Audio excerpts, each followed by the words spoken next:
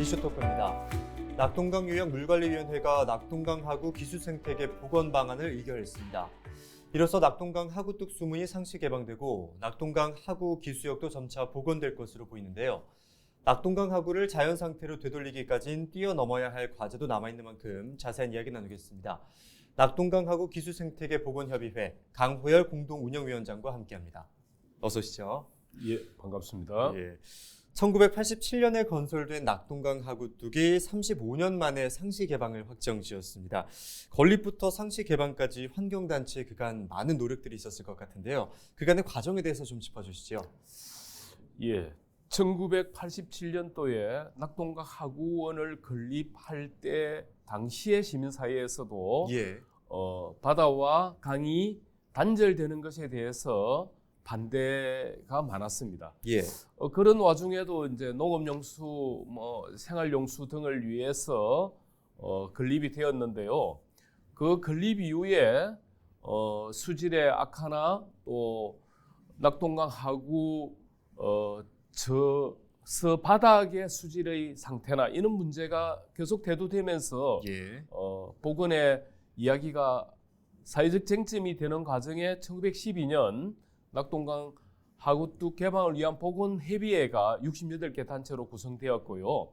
2015년에 문재인 대통령 국정과제 100대 가정 안에 이제 포함시키기 위해서 부산 하천살리기 시민운동본부와 한국강살리기 네트워크가 공동으로 주관한 한국강의 날을 부산 동의대학교에서 개최할 때 슬로건이 강바다와 만나다라는 주제로 행사를 진행해서 전국적 이슈가 되었습니다. 이것을 토대로 부산시가 하구뚝 개방 선언을 함으로 인해서 급물살을 타고 또 문재인 대통령의 국정과제에 채택되면서 개방의 물꼬를 트게 되었다고 볼 수가 있겠습니다.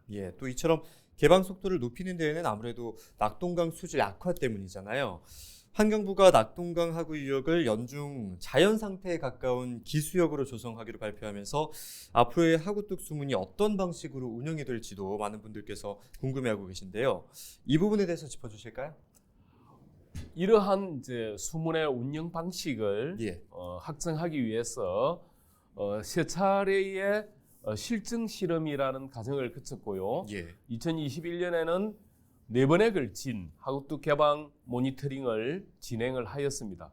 그 진행 과정에서는 이제 대조기 때 원류 방식, 하구뚝 위로 수위가 올라가서 물을 해수를 이렇게 넘어오는 방식으로 하는 원류 방식도 이용해봤고, 그 다음에 이제 그 하구뚝의 아래를 들어서 바닥으로 물을 엮는 방식을 생태 통로 방식이라 하는데 이러한 행태도 실증 실험을 거쳤습니다. 그래서 지금 현재 12km 지점까지 기수역을 복원할 때 수문의 운영 방식은 자한 수문의 구분 10번 등을 자유롭게 운영하되 원류나 하루에 의한 생태 통로 방식으로 운영한다는 것이 지침입니다.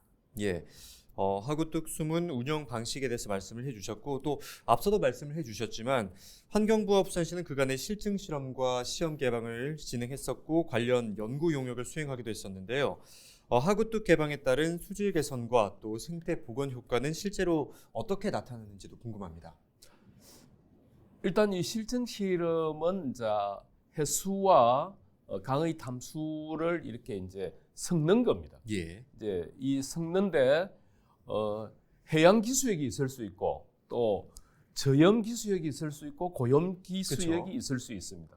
그러니까 이제 그 기수역이 형성 과정들을 살펴봤고 또 해수와 담수가 기수역으로 만들어지면서 생태적 변화를 했는데 이제 주로 특이할 지점들이 옛날에 많이 서식하고 있었던 또 수문 아래에서 올라가지 못했던 민물 장어가 발견되고 49개 개체 정도가 발견되고 그 다음에 연어가 소상해서 밀항까지 올라가는 행태, 그 다음에 그 하천의 주요 그 지천들인 그 학창천, 삼락천, 대리천, 대천천 중에서 대천천은 이제 언어가 해기성 어루인 언어가 개체수가 상당히 많이 기하급수적으로 증가하는 행태를 볼 수 있었고요.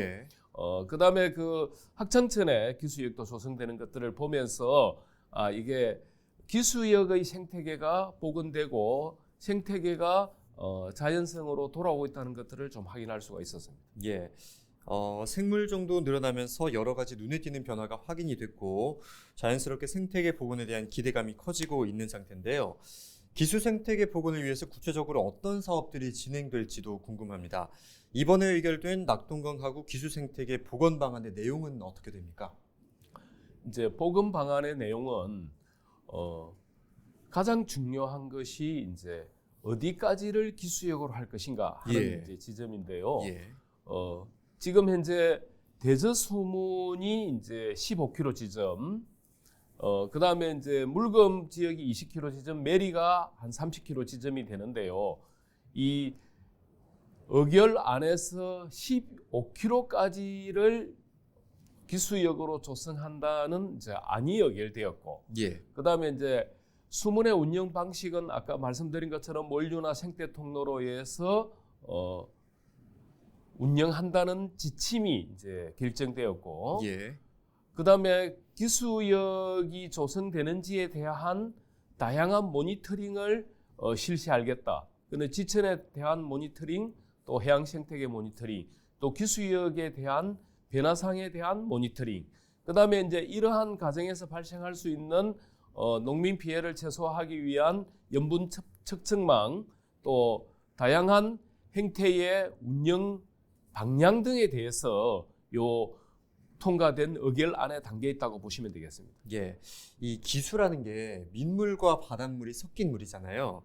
앞서 시범 개방을 통해서 바닷물 통제 가능성에 대한 확인도 이루어졌긴 하지만 염분이 섞인 농업용수 유입 문제 등 농민들의 불안감은 아직까지도 많이 남아 있습니다. 현재 이 부분에 대한 논의도 이루어지고 있습니까? 개방 실증 실험 단계에서 농민의 목소리, 어민의 목소리, 또 시민의 목소리가 중요하기 때문에 농민의 목소리를 수렴하고 그 의사를 반영하기 위해서 5개 기관 중심에서 부산시가 주체적으로 운영하는 분과회의가 있는데 그 분과회의 중에서 농민분과회의가 있었습니다.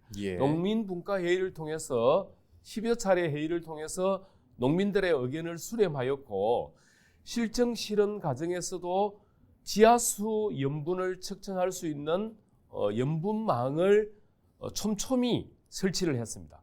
추가 설치도 하고, 거기서 바닷물이 올라왔을 때 그 지하수 염분망의 염분 수치의 변화나 그것이 농업용수의 지하수에 미치는 영향이나 이런 것들에 대한 변화상을 면밀히 검토했고요. 이런 과정이 정보가 공개되는 과정에서 1, 2, 3차례의 실증 실험과 또 21년 4차례의 모니터링 가운데서 농업 용수에 대한 피해가 없고 문제가 없다는 것으로 나타나서 농민들도 그 부분에 대해서 수긍하고, 추후에도 이런 농업 용수에 대한 미치는 영향이 있으면 즉각적으로 이 물을 공급할 수 있는 대체 방안을 강구했는데, 그 강구된 방안이 두 가지입니다.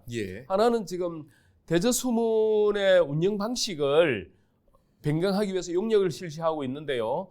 15km 지점에서의 염분이 바다 쪽으로 깔리기 때문에 표류수, 상층부의 물을 선악동강으로 열 수 있는 다양한 운영 방식의 수문 개편 논의와, 그다음에 거기로부터 그 상류에 있는 운하천이라는 농어촌공사가 운영하는 수로가 있는데, 이 수로를 이용해서 낙동강 본류에 물을 유입함으로 인해서 선악동강과 대저 일대의 농업용수에 미치는 공급 방안에 대한 망이 촘촘히 체크되고 확인됐다고 볼 수 있겠습니다. 어민분들이나 다른 주민분들의 이 반응은 어떻습니까?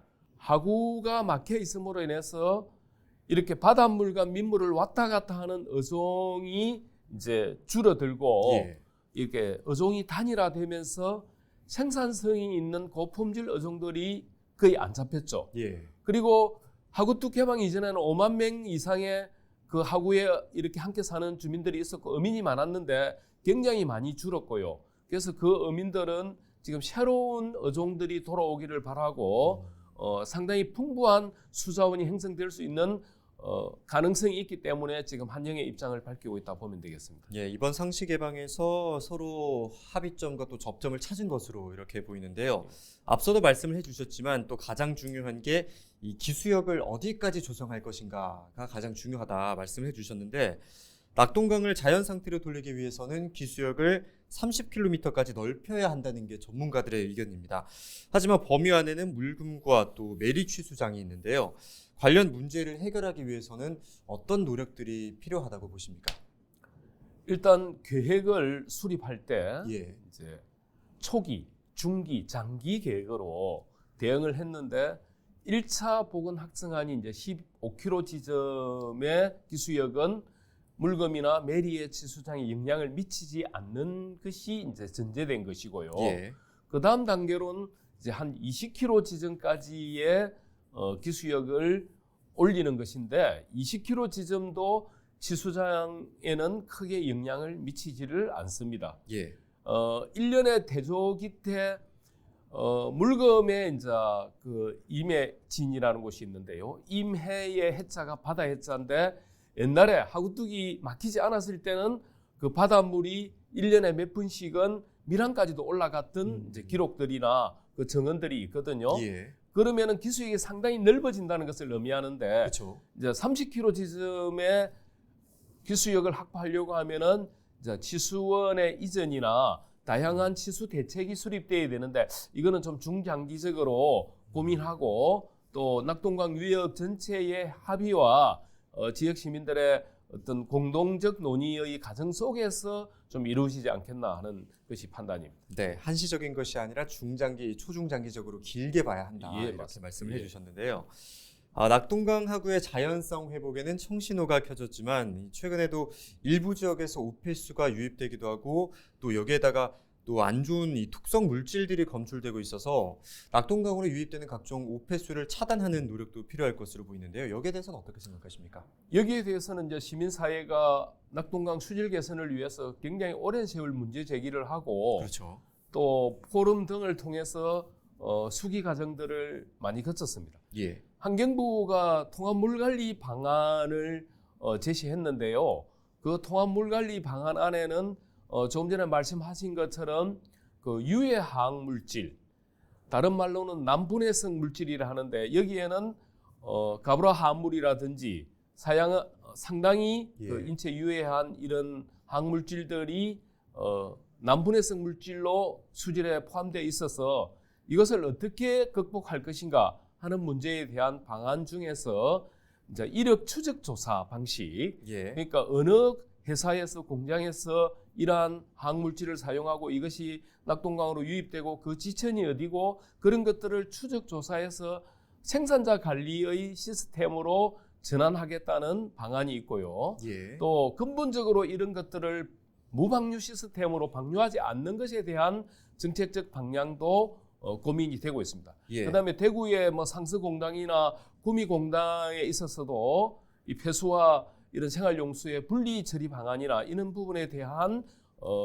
유해 화학 물질에 대한 관리 계획, 그다음에 이제 그 축산 분로나 도로나 유역에서 오르는 비점 오염은 그 포인트 소스가 아니고 난 포인트 소스, 관리되지 않는 다양한 넓은 영역에서 오는 오염들에 대한 비점 관리에 대한 종합 대책, 이런 부분이나 상시적 수질 개선을 위한 환경부의 정책 방안들이 제시되고 있습니다. 예. 이런 부분들에 대해서는 실행 과정에서 시민사회나 또 전문가 이런 의견들이 수렴되는 과정에서 철저히 사업들이 실행되고 감독되고 또 모니터링 돼야 될 거로 판단하고 있습니다. 네, 이 우리의 소중한 자원인 만큼 인근에 있는 공장이나 또 화학물질을 사용하는 인근 공장들의 또 무분별한 이 방류를 근절하기 위한 노력들도 필요할 것으로 보이는데요. 낙동강 하구는 생물 다양성을 지닌 국내 대표적인 이 철새 도래지이자 기수 생태계로 생태계적 가치가 아무래도 큰데요. 낙동강 하구 일대는 1966년 천연 기념물로 지정이 되기도 했었습니다. 생태계 보고로서 낙동강의 가치와 또 의미에 대해서 말씀 부탁드립니다. 그 1966년에 천연 기념물로 지정될 정도면은 여기가 얼마나 그 가치가 있었는지를 알 수가 있습니다. 그렇죠. 환경적 인식이 아주 적었을 때도 여기에 이제 이런 인식으로 지정을 했는데 이 천연 기념물뿐만이 아니고 문화재 보호구역, 자연생태 보호구역, 또 섭지 보호구역 등으로도 지정되어 있습니다. 낙동강 하구를 저희 시민 사이에서는 신의 정원이다 표현할 정도로 세계적으로도 이 도심에 인접한 곳에 형성되어 있는 하구 생태계, 그리고 역동성, 지금도 대마도, 장자도 등과 함께 새로운 사구가 형성되고 삼각주가 만들어지고 각종 철새들이 돌아오고 있는 굉장히 자연의 보고다 이렇게 생각할 수 있습니다. 그래서 저희 시민사회에서는 이 지역을 유네스코에 등록시켜야 될 정도로 보호 가치가 높는데 그 반면에 개발에 대한 욕구도 굉장히 주변에서 많이 들어오고 있습니다. 뭐 예를 들면 신공항 건설이라든지 에코델타 시티의 조성이라든지 또 그 전에 형성된 무지개 공단이나 이런 부분들이 상당히 하구의 생태계를 위협하고 있는데요. 이제 기수역의 생태 보건 방안은 본류의 보건뿐만이 아니고 주변 생태계를 복원하는 것도 중요하기 때문에 저희 포럼에서는 그 심평무지개 공단을 철거하고 이전시키고 거기에 섭지 델타나 또 섭지 박물관 새로운 형태의 주변 보건 계획까지도 필요하다. 이거는 세계에서 찾아볼 수 없는 그런 하구의 중요한 지점으로 저희들은 평가하고 있습니다. 네, 앞서 말씀하신 신의 정원이란 말이 참 인상 깊은데요. 또 이 낙동강은 4대 강 중에 하나잖아요. 환경부는 18일에 처음으로 하구뚝을 개방하고 올해 성과를 바탕으로 향후 운영 방향을 정한다는 방침입니다. 앞으로 어떤 방향으로 운영되는 것이 바람직하다고 보십니까? 강은 흘러야 되는데요. 또 강은 유구한 그 우리 민족의 역사와 더불어서 이렇게 흘러왔었습니다. 흘러왔는데 하구뚝이 막히고 또 8개의 보가 막히면서 강이 이제 단절된 형태의 강의 모습을 가져오고 있습니다. 그 단절된 강은 그 수생태 연결성을 제외하고 강의 본연의 모습을 찾을 수 없기 때문에 강의 그 흐름을 이어줘야 된다고 보고요. 우리나라 금강, 영산강, 낙동강 이런 강들의 240군데 넘게 하구가 다 막혀 있습니다. 그래서 이제는 국토관리를 강의 흐름과 새로운 국토관리의 입장에서 바라봐야 되고 또 낙동강의 하구뚝은 더 열리고 우환이나 이런 것들이 열려서 좀 생태계가 다시 돌아올 수 있는 운영 방식을 가져가야 된다고 생각합니다. 네, 상시 개방이긴 하지만 이것만으로도 모든 문제가 해결되는 것은 아니잖아요. 앞으로가 더 중요할 것으로 보이는데 지금까지 해오셨던 것처럼 앞으로도 많은 노력들이 필요할 것으로 보입니다. 생태계 회복을 위한 향후 계획에 대해서 말씀해 주실까요?